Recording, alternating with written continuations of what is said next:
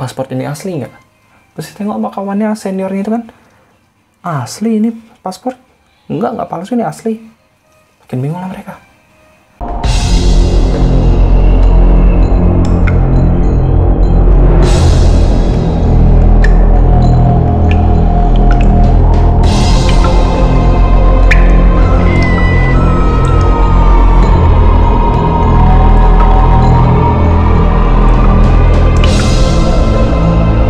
Hai guys, welcome to Edward. Apa kabar semuanya? Semoga baik-baik aja. Selamat datang di video gue. Akhirnya gue upload Edward lagi. Udah berapa minggu ya gue skip ya? Ya, you know lah, kesibukan di dunia nyata. Ya gue harus kerja, gue harus ngurusin kehidupan gue yang lain, gue harus ketemu teman-teman gue. Ya habis mau gimana lagi? Hidup cuma sekali, jadi gue harus ngikutin itu semua. Dan memang banyak orang yang bilang kalau hidup itu cuma sekali. Karena hidup itu cuma sekali, maka kamu jadilah seperti apa yang kamu mau. Karena kamu itu limited edition. Limited edition. Berarti cuma satu ya? Tapi apa bener cuma satu? Mungkin orang-orang kayak gitu nggak pernah dengar tentang teori dunia paralel kali ya. Apa itu teori dunia paralel? Sekarang jam 23.35. Ok, Om, Okte, Ways, and World.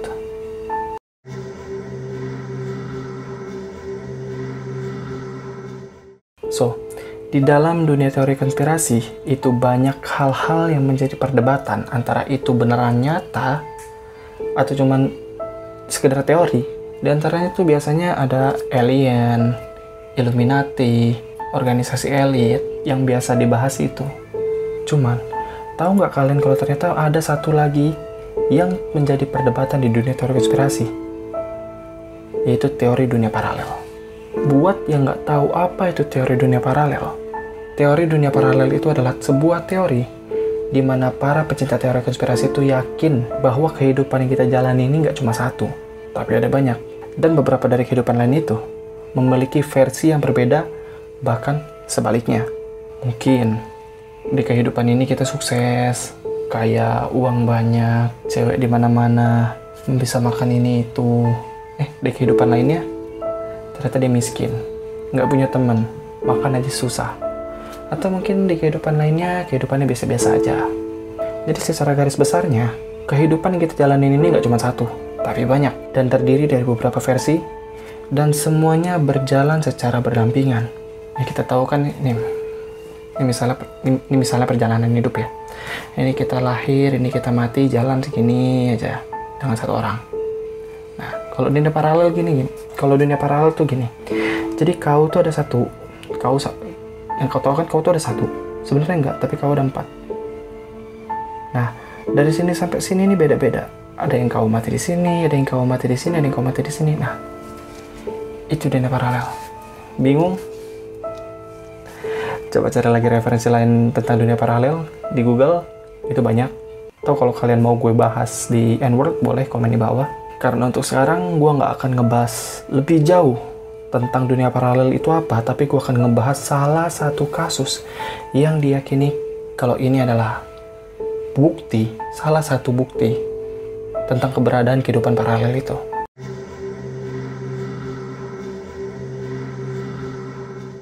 Sekitar 70 tahun yang lalu, sekitar tahun 1950-an lah, terjadi suatu peristiwa yang mana itu diyakini adalah salah satu bukti tentang eksistensi dari teori dunia paralel tadi.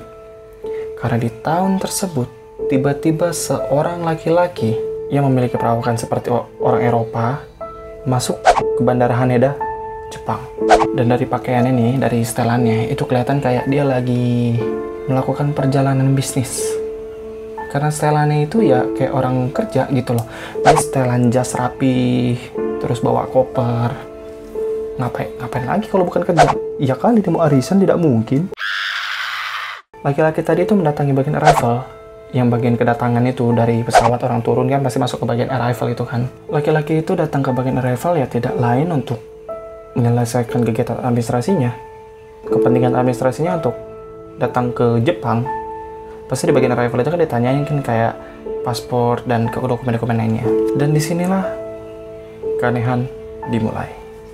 Ketika petugas bandara menanyakan paspor dari si laki-laki itu, petugas kaget.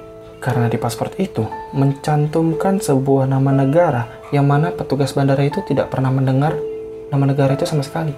Dan pria itu ngotot meyakinkan petugas kalau memang benar dia berasal dari negara itu.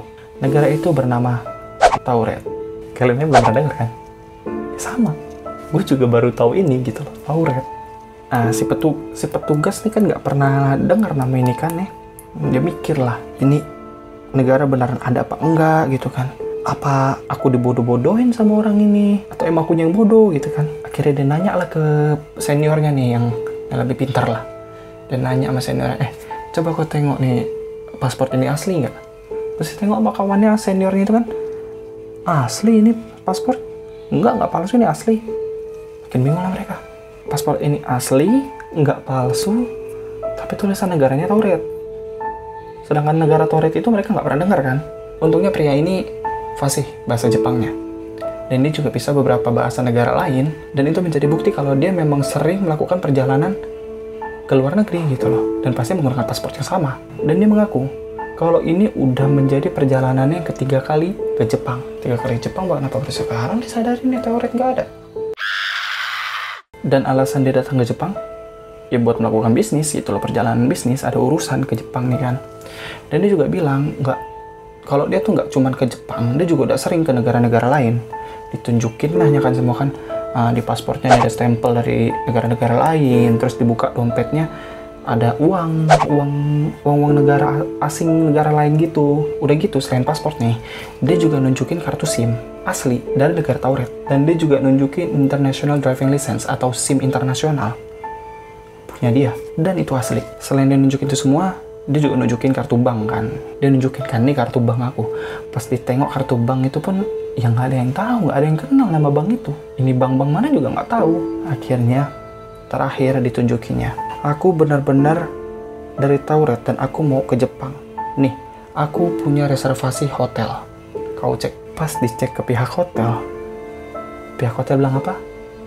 Nggak ada reservasi atas nama itu. Reservasi yang ditanyakan oleh petugas ke hotel, pihak hotel nggak tahu. Pihak hotel nggak tahu menau masalah reservasi itu. Terus si pria ini nih, si laki-laki ini kesel kan. Dia pikir dia ini lagi dikerjain sama petugas. Akhirnya dia ngotot. Dia bilang, udahlah aku tahu kalian lagi kerjain aku ini. Ambil peta. Dulu kan belum ada Google Maps, masih pakai peta lembaran gitu kan. Dan biasanya di bandara tuh suka ada lembaran-lembaran map tuh, di lembaran peta itu dilipat-lipat gitu tuh suka ada biasanya kalau di bandara. Nah, akhirnya diminta, sini bawa peta sini, ku tunjukin sama kau sama di mana Tauret itu. Diambil peta, dibuka sama petugas, ditunjukin petanya, ditunjukin lokasinya. Sekarang yang bingung nggak cuma petugas, tapi dia sendiri pun bingung. Berdua bingungnya. Kenapa? Karena pas dibuka petanya, ditunjukin sama si pria ini di mana lokasi Tauret itu. Lokasinya ada, tapi namanya bukan Tauret, tapi Andorra. Andorra itu adalah sebuah kerajaan yang letaknya ada di perbatasan antara Spanyol sama Prancis. Dan nggak ada nama Tauret sedikit pun di situ. Makin ngotot lah si pria ini kan. Dia bilang, nggak mungkin lah, aku ini dari Tauret. Nggak mungkin ada Andorra. Tauret itu lokasinya di situ. Dan Tauret itu negara yang udah berdiri sejak 1000 tahun lamanya. 1000 tahun lamanya.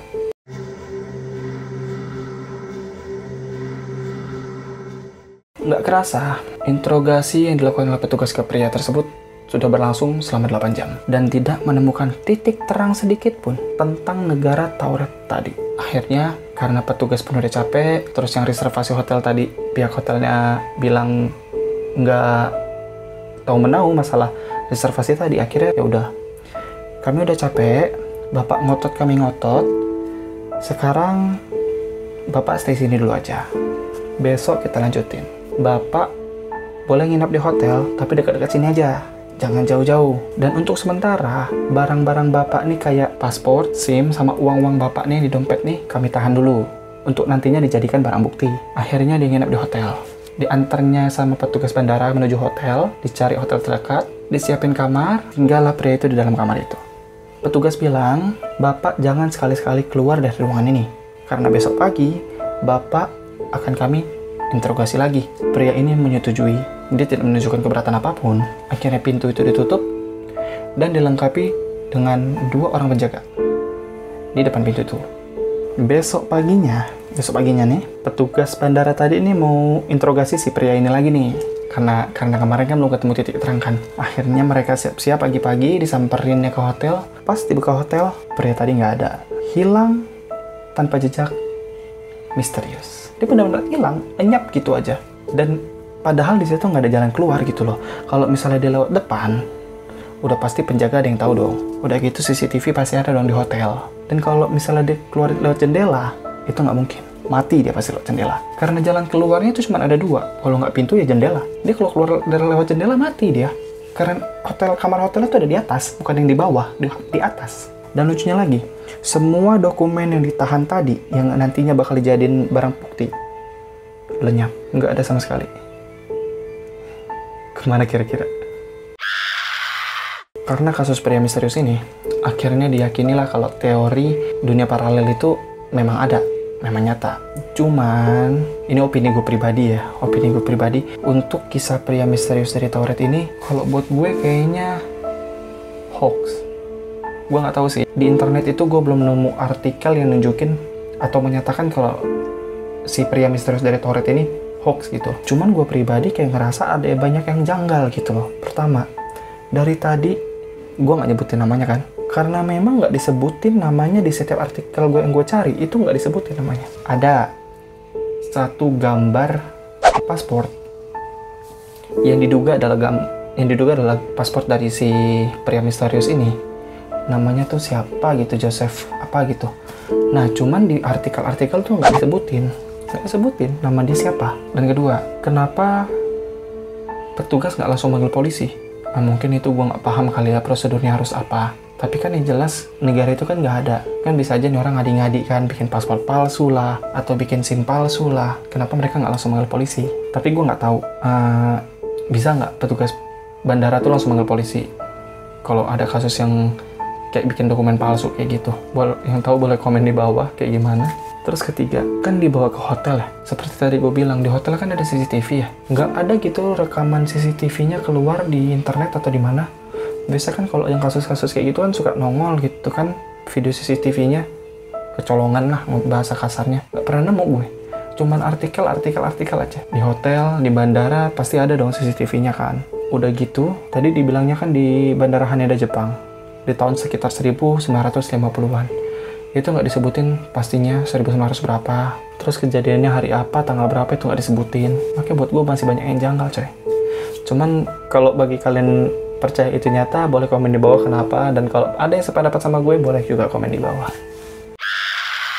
So, terima kasih buat udah mau nonton video gue. Jangan lupa klik like, subscribe, dan loncengnya, jadi setiap gue upload video baru, kalian bisa langsung dapat notifikasinya. Dan jangan lupa share ke teman-teman kalian. Ajak teman-teman kalian pusing-pusingan bareng di channel ini. Jangan lupa follow Instagram gue di @ferdianagusta.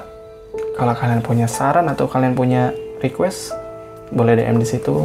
Dan selain Onoke, gue juga bikin satu segmen baru yang mana dia isinya sama reaction aja. Dan gue udah upload seminggu kemarin nih. Minggu kemarin gue udah upload. Dan Onoke, gue nggak tahu nih, gue belum upload lagi Onoke, gue belum bikin. Ya doain lah ya, gue ada waktu buat bikin Onoke-nya. So, see you next video. Ciao.